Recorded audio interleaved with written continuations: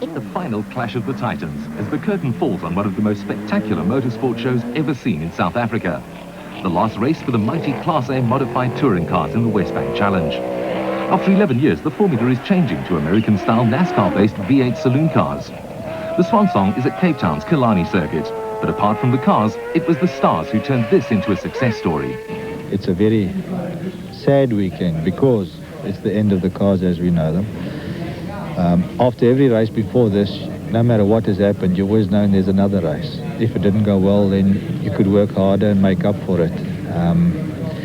And you don't understand what it means when something like this ends until this weekend came upon us. And I've had a sadness in my heart for a couple of days now.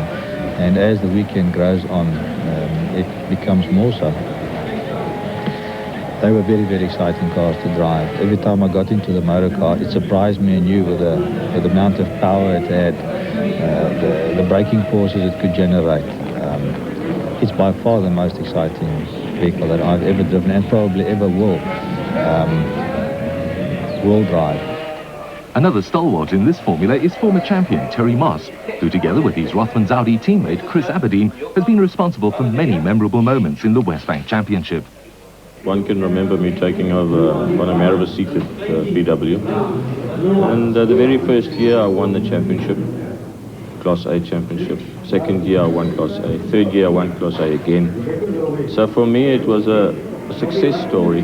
Getting used to the car. I've been with the Audis now for 4 years. Been fantastic cars to drive. And of course, to many people, the biggest star of them all. Top rally ace and newly crowned Wesbank modified touring car champion, Cyril van der Merwe.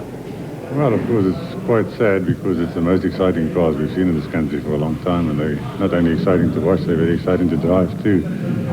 And I think after this, anything else will be quite a letdown. I wouldn't say there was any particular highlight. It was always enjoyable racing in the formula, and most of the races were quite tight and exciting. So I think the whole formula was probably a highlight. With the demise of the big bangers of South African motor racing, what can the fans expect to see in the new season? We put this question to Wesbank Modified Racing Association Chairman Dick Sorensen. The big spectacular cars are out, and we're going into a new formula. We're going into a new era where we're building a V8 formula based on quite restricted specification. The Class A cars will be tube frame cars. It will enable potential competitors to convert front-wheel drive cars to rear-wheel drive cars, and they'll have a body placed on it, restricted wheelbase, restricted track, but they will be very spectacular cars with very powerful and torquey engines. Class B cars will be the same as Willie Hepburn's running at the moment, Peter Lindenberg and so on, and they're based on a tin body, pretty much a standard type body with modified suspension, but the same specification on engines, gearboxes and solid rear axles. We wanted to know from Gary Dunkley what he thought about the proposed new class specifications. There are rules for Class A that differ from this car, but naturally Class A and B are going to be a lot closer in the future. They're obviously going to restrict the Class B cars in terms of horsepower by limiting the revs and stuff like that. Just to make a gap between A and B, because the engines will be basically the same. The cars should be very similar, they run the same weights, and but they need to be separated by some means. Dunkley will be making his comeback in a brand new Willie Hepburn-built V8 Opel record, but looking at the championship standings, we see that van der Merwe has already racked up the overall and Class A title, while Morgenrood and Moss will battle it out for second position. George Bazate notes leading Class C and would like to win his first Class C title. I don't want to get tangled up with the Toyotas because that can be dangerous. They are obviously very keen to win the championship, and they know that I must not finish at all to win it. So I'll stay clear of them. Just hope they don't get, their strategy won't be to get involved with me, and I'll settle for the third place. And I've got the championship. And next heat we can have some fun. His biggest challenge will come from Automark Toyota driver Dave Repsold, who's won the class title the last 3 years. I have to win both fleets. George has to at least not finish one heat and come third or fourth. And I'm going to go for it. I'm going to try and win both heats. So, to the grid for the first heat, and only 0.02 of a second separate poleman Ben Morgenrood from Chris Aberdein, with the two Audis being split by the Ford of Sarel van der Merwe. Local ace Neville Rousseau in his V8 Opel Kadett joins fellow Cape Townian Jürgen Zubentime in the V8 Ford Telstar in the third row. There are 22 cars on the grid, and it's up to Morgenrood to set the pace for the rolling start. Morgenrood's on the right, Aberdein on the left, and tucked right below the Mazda's rear bumper is Sarel van der Merwe. It's go. This race cam action for Morgenrood's rear bumper, and it's van der Merwe closing in, and oh, that's very close. Did they touch? Intercontinental for the first time, and Morgenrood still has the lead. Aberdeen's on his outside, and he tucks into second position. Through the gears and then onto the brakes for Quarry Corner, and it's Morgenrood, Aberdein, van der Merwe, Moss, and then Rousseau and Zubentime making up the rear of Class A. Morgenrood goes a little wide, and now Aberdein sees his chance, and he's going to dive through on the inside. But the Mazda just has the legs coming out of Quarry and through the kink. Now Morgenrood will have to keep Aberdein behind him going into Volkswagen sweep. Van der Merwe takes a defensive line, keeping Moss at bay, and that's the Opel Kadett of Neville Rousseau. Gary Dunkley has taken the Class B lead from Peter Lindenberg, followed by Willie Hepburn in the other Opel Record. We're with Terry Moss behind the Ford Mustang of Van der Merwe. Down the back straights, doing 250 kilometers per hour before braking for the hairpin. This is a tight and difficult right-hander. Still, Morgenrood, Aberdein, van der Merwe. Moss, who takes a wider line, Rousseau, Zubentime, and then the Class B battle. We're in it now. This is Willie Hepburn, who's taken second position from Lindenberg, and he's now lining up Gary Dunkley to take the lead in Class B.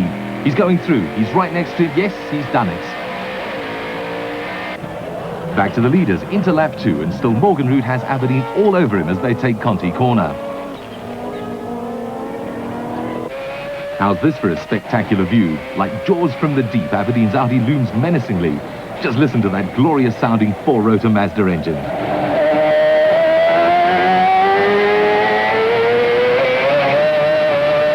The Class C battle, and it's Dave Repsold who's under threat from Steve Wyndham's Toyota Sprinter.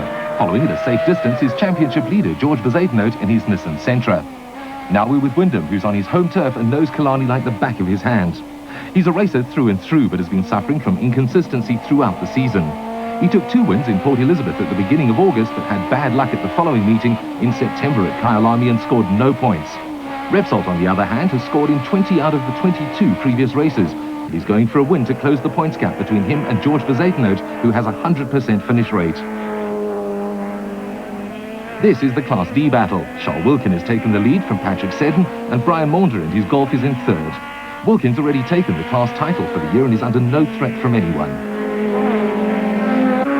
Lap 7 out of 12, and still Morgenrood is leading Aberdein. He's opened up quite a gap, and the rest of the field is also falling back. Now we're with Moss in fourth behind Sarel van der Merwe in third. Literally a bird's eye view from the race cam on his helmet. He's lining up for the inside, but he's not close enough, and van der Merwe also takes a defensive line through Continental, frustrating Moss corner after corner. Here's our leader again as he brakes hard for Quarry. Morgenrood leads only 14 points to take second position in the championship, but with 29 up for grabs, he's by no means assured of anything. And now the slower traffic's coming into the picture as we see him accelerating away from George Bezuidenhout's Class C Nissan Sentra. This was a clever move as he puts the slower car between him and Aberdein just before Sabert sweep into the back straight. Class B and leader Willie Hepburn's having an almighty dice with the Class A Opel Kadett of Neville Rousseau. This is what it looks like from close up. Hepburn had a better line through Conti and comes out quicker, but there's just not enough road to take the outside line for Quarry. He'll have to stay next to Rousseau on the outside and wait for another opportunity later on.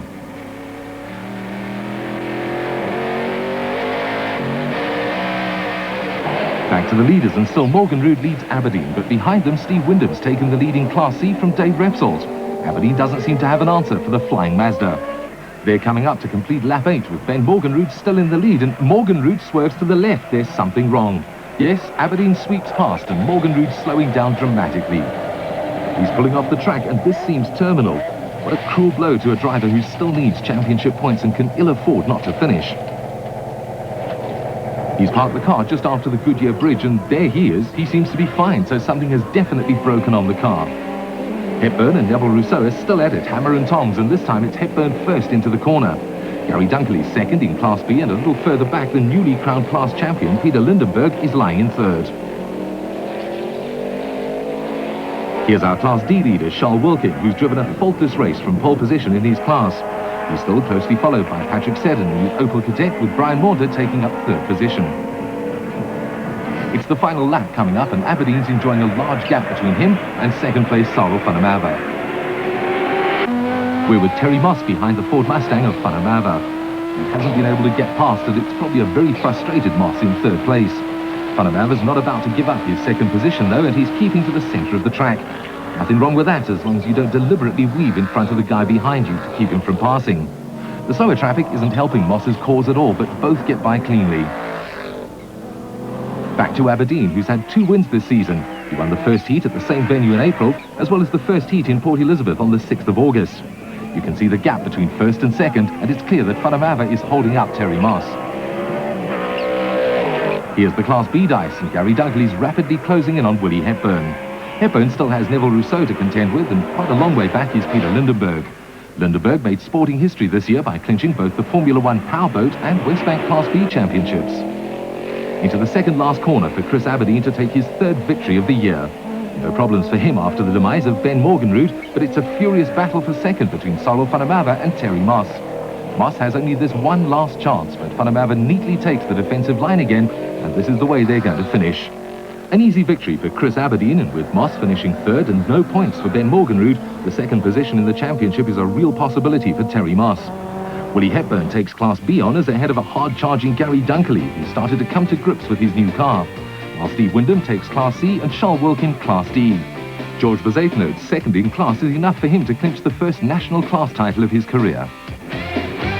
You know, once again we have the problem with slow traffic that the speed differential between the cars is incredible. And they don't see you coming, so it's kind of hit and miss. You just try and avoid them, but it's always tight.